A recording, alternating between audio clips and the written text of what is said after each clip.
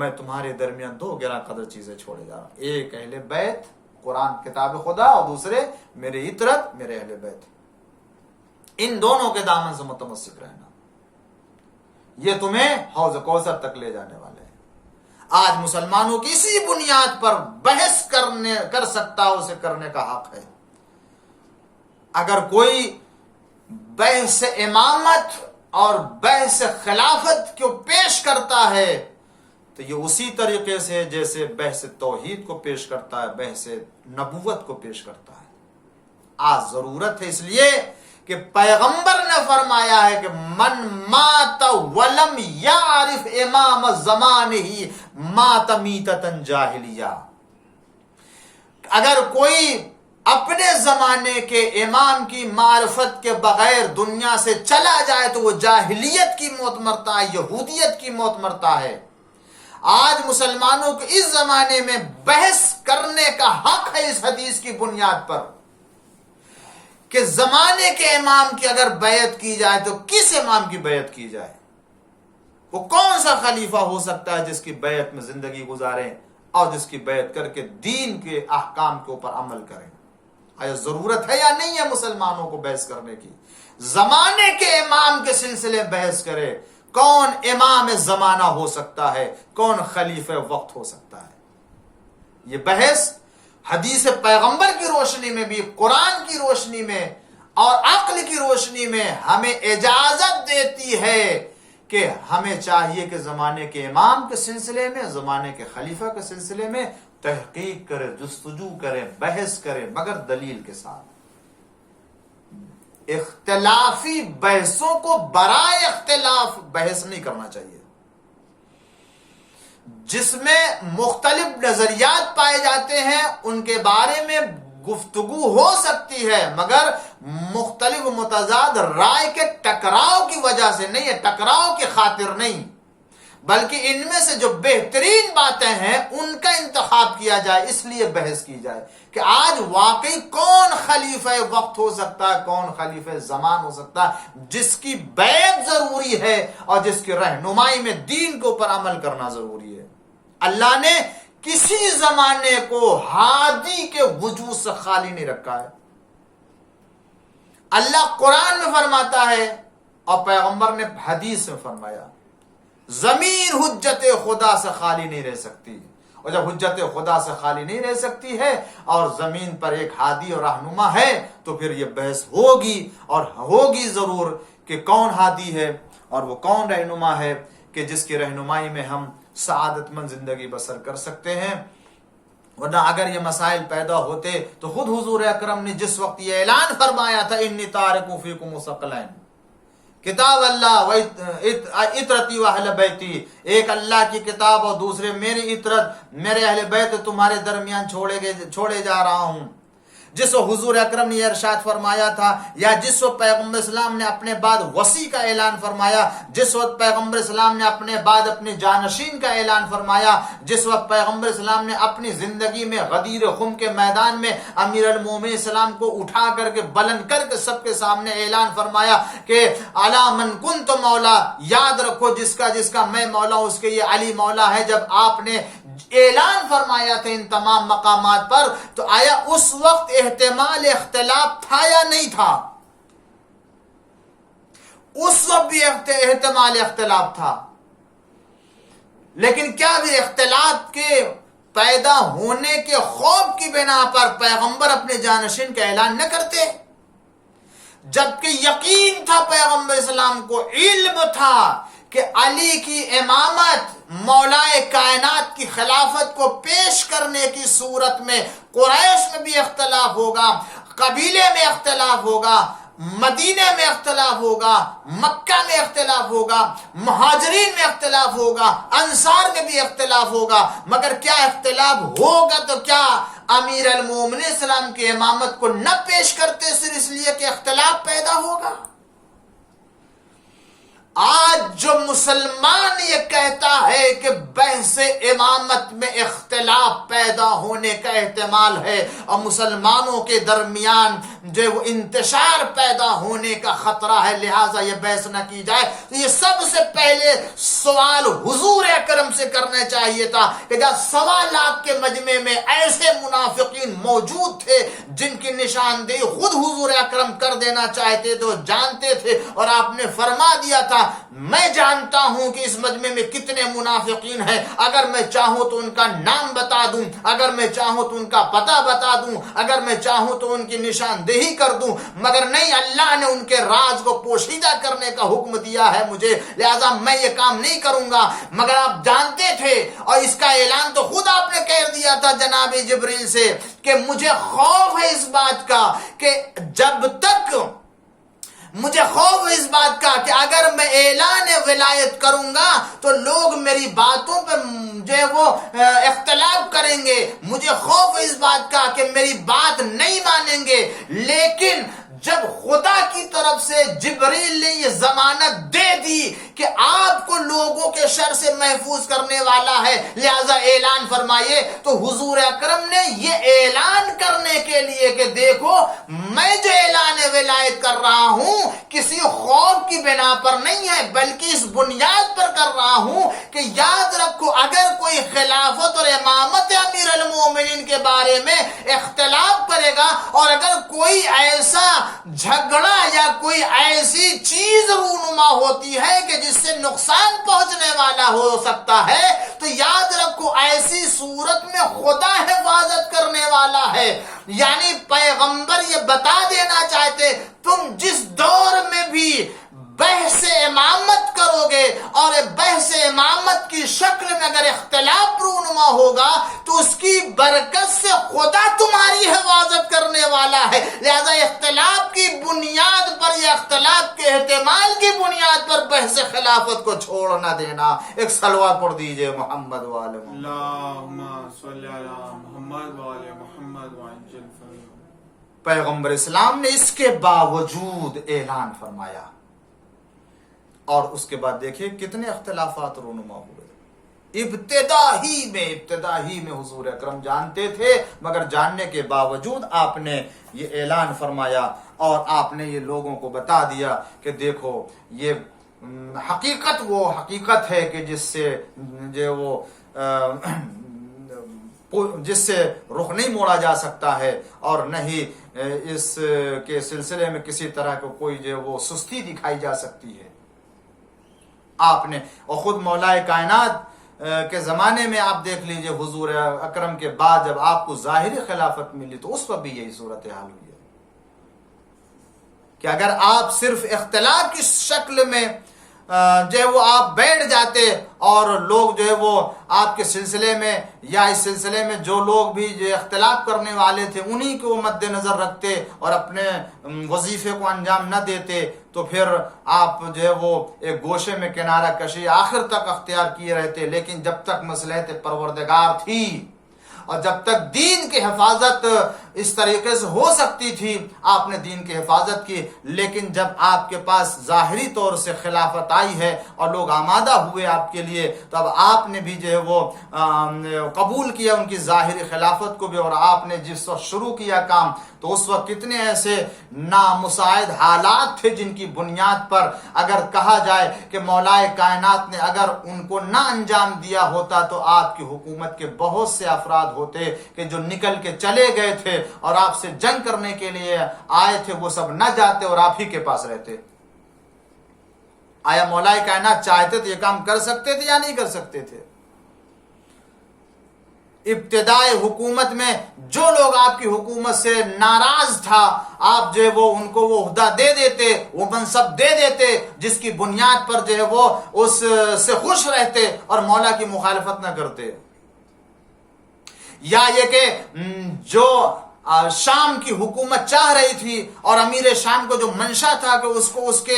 منصب کے اوپر باقی رکھا جائے، مولا کائنات اگر اس کو اس کے منصب کے اوپر باقی رکھتے، نہ معزول کرتے، تو کون سا جھگڑا تھا مولا کائنات کو اس سے، اور اس کو بھی اس مولا سے کیا جھگڑا تھا؟ کوئی اختلاف نہ ہوتا۔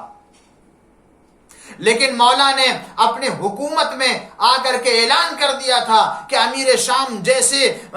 خائن اور ظالم کو برسر اقتدار رکھنے کی تو بہت بڑی بات ہے، بہت دور کی بات ہے، میں اپنے دور حکومت میں، اپنے اس جو وہ حکومت کے مرکز میں مدینے میں بھی بیت المال کا 1 درہم بھی اگر کسی کے یہاں ناحق طور سے چلا گیا ہے اور اس نے اگر اپنی شادی میں مہر کے طور سے قرار دے دیا ہے تو میں اسے بھی لوٹا کے بیت المال میں لاؤں گا۔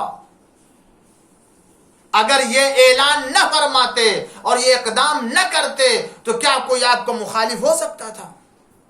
کتنے ایسے تھے جو آئے اور آنے کے بعد کہنے لگے کہ مولا اب جو ہوا جانے دیجئے اور اب سے آپ جس طرح سے چاہتے ہیں چلو، لیکن مولا نے کہا نہیں۔ یا اپنے کتنے ماننے والے اور آپ کے جو جانثار ساتھی تھے، باوفا ساتھی تھے، انہوں نے آ کر کے آپ کو مشورہ دیا مولا تھوڑی سی نرمی کے ساتھ آپ جو ہے وہ یہ کام، جب حکومت مضبوط ہو جائے تو یہ اس طرح کی باتیں جب ہوئیں تو مولا نے کہا تم چاہتے ہو کہ میں اپنی حکومت کی بنیاد ظلم کے اوپر رکھوں؟ مولا اس وقت بھی اپنی حکومت کے بنیاد کو ظلم اور ناانصافی کے اوپر نہیں رکھنا چاہتے تھے، اور اس سے جو اختلاف ہونے والا تھا اور ہو چکا تھا اور جانتے تھے یہ اختلاف ہو رہا ہے تو ہو جائے، مگر اس کی وجہ سے ہم اپنے حق کے راستے کو نہیں چھوڑ سکتا ہوں۔ تو گفتگو یہ ہے عزیزان گرامی کہ اگر اختلاف کا احتمال ہو تو کیا کسی عظیم موضوع سے متعلق، ایسے عقیدے سے متعلق بحث و گفتگو کو چھوڑ دیا جائے؟ نہیں چھوڑی جا سکتی ہے۔ بس میں آج کی گفتگو کو یہاں قرار دیتا ہوں، رکھتا ہوں، اور اسی پر روک کر کے اپنی گفتگو کو پھر اس کے بعد میں تاریخ سے اور ایسے شواہد، ایسے واقعات اور ایسے وہ تمام جو ہے وہ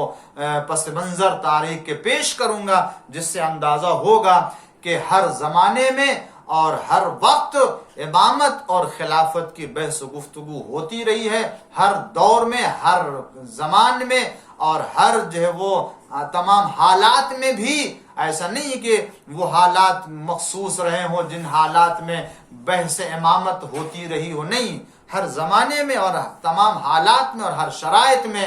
بحث و گفتگو ہوتی رہی ہے، مگر یہ کہ دلیل کی بنیاد پر، منطق کی بنیاد پر، برائے اختلاف نہیں، حق کو سمجھنے کی خاطر۔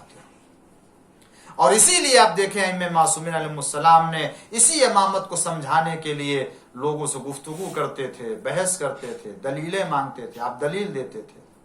وہ کرامتیں طلب کرتے تھے، آپ معجزے دیتے تھے، کرامتیں پیش کرتے تھے، ہر دور میں، ہر زمانے میں۔ اور دیکھیں جس وقت امام حسین علیہ السلام مدینے سے نکلے اس وقت بھی اعلان کرتے ہوئے نکلے کہ دیکھو اگر پیغمبر کا کوئی جانشین ہے اور اگر دین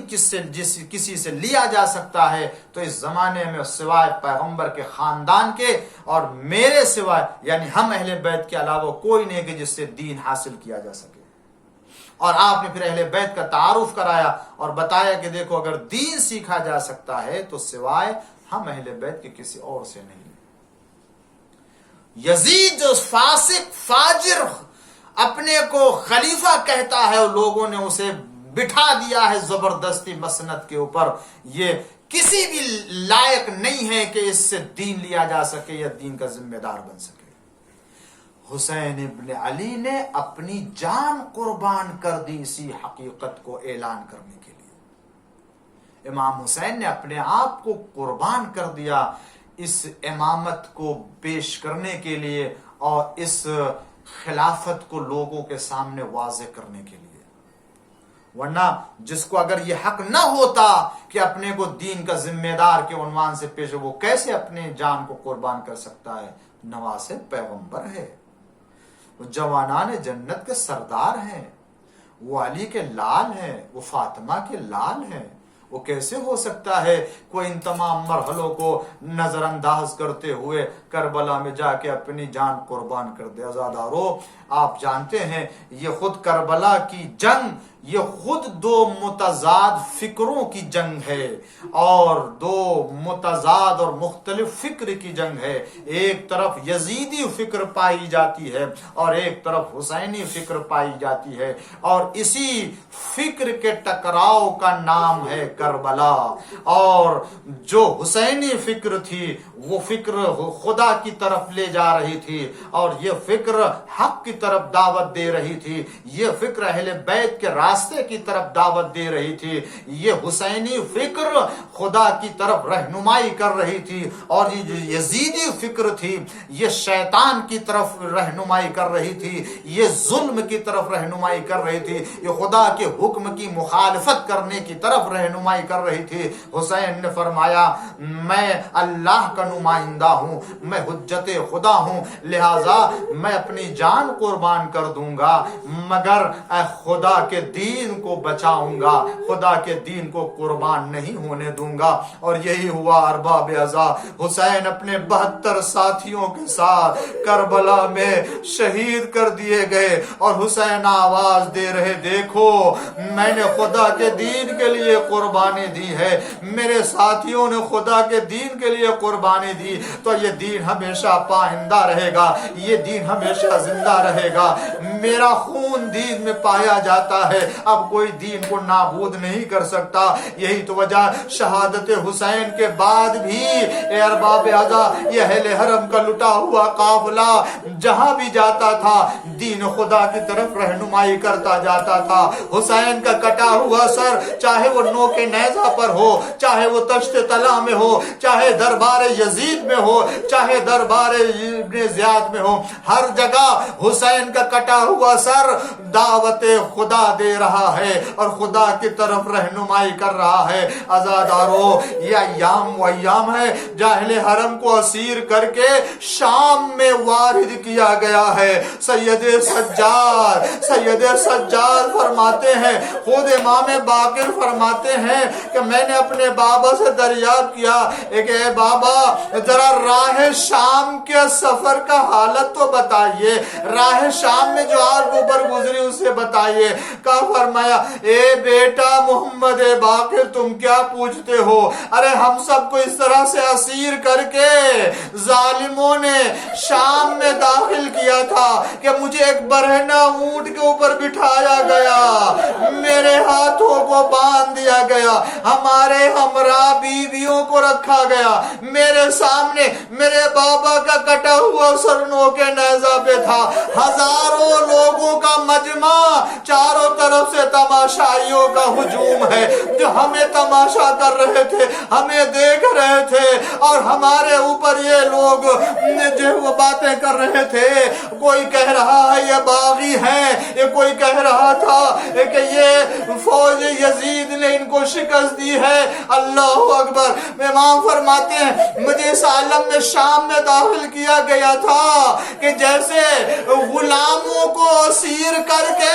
اور کون سے غلام کہ جن کا آقا نہ ہو, وہ بغیر آقا کے گرفتار کر کے لائے گئے ہو. اور اس عالم میں جب ہم میں سے کسی کو رلائی آتی تھی, آنکھوں میں آنسو آ جاتے تھے, تو یہ ظالم آگے بڑھ کے نیزے سے چپ ہو کر کے اذیت دیتے تھے. یعنی ہمیں ان حالت میں رکھ کے رونے بھی نہیں دیا جاتا تھا. ہاں زادارو شاید یہی وجہ ہے کہ جو کل رونے نہیں دیتے تھے اور رونے پہ پابندی لگائے تھے, آج وہ انہی حقائق کو بیان کرنے پہ پابندی لگاتے ہیں. مگر کل حسین نے قربانی دے دی, سید سجاد نے وہ راہ شام کا جہاد برداشت کر لیا,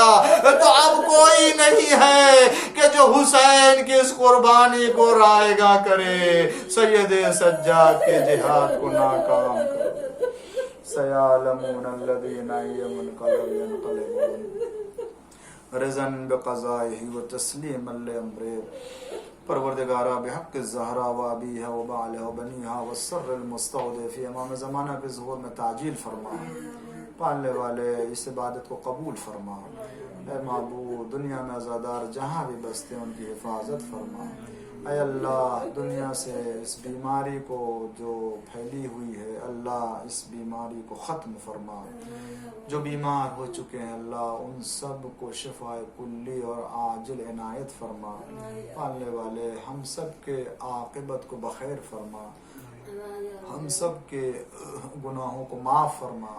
پالنے والے روز قیامت محمد آل محمد کے شفاعت سے سرفراز فرما. بحق محمد وآلہ الطاہرین.